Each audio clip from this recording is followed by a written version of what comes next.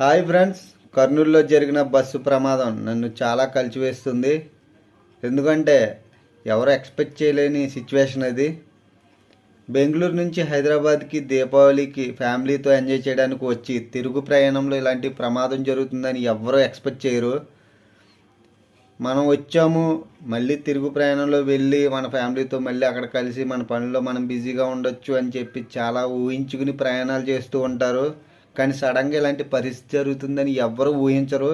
ఇలా జరగడం చాలా అంటే చాలా బాధగా ఉంది నాకైతే.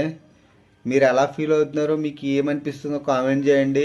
నాకైతే మనసు ఏం బాగాలేదు ఫ్రెండ్స్. నేను ప్రతి ఛానల్లో చూస్తున్నాను, విండోస్ నుంచి కొంతమంది బయటపడిన వాళ్ళు మాట్లాడిన వీడియోస్ చూస్తున్నాను. అక్కడ జరిగిన పరిస్థితులు వాళ్ళు చెప్తుంటే బాధ అనిపిస్తుంది. కొంతమంది విండోస్ పగలగొట్టుకుని రావడం, కొంతమంది ట్రై చేసిన ఆ టైంలో పొక్కమ్మేసి రాకపోవడం, రావడానికి వీలు లేకపోవడం, ఇవన్నీ చెప్తుంటే నాకు చాలా అంటే చాలా బాధగా ఉంది.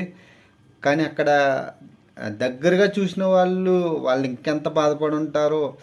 ఎవరైనా సరే ఎక్కడన్నా ఒక ప్రమాదం జరుగుతుంటే దాన్ని సేవ్ చేయడానికి చాలామంది ప్రయత్నిస్తారు. కానీ ప్రయత్నించే అవకాశం కూడా లేకుండా మొత్తం మంటలు కమ్మేసి పేలుడు ప్రమాదంగా జరిగిందని చాలామంది చెప్తున్నారు.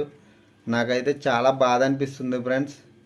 ఇలాంటి సిచ్యువేషన్స్ ఎప్పుడు ఎక్కడ జరగకూడదని ఆ దేవుడిని ప్రార్థిస్తున్నాను నేను. దయచేసి ఆ సిచ్యువేషన్ మైండ్లో నుంచి పోవట్లేదు. నాకైతే చూసిన కాడి నుంచి ఏదో చాలా బాధ అనిపిస్తుంది నాకైతే. మీకు ఎలా అనిపిస్తుందో కామెంట్ చేయండి ఫ్రెండ్స్.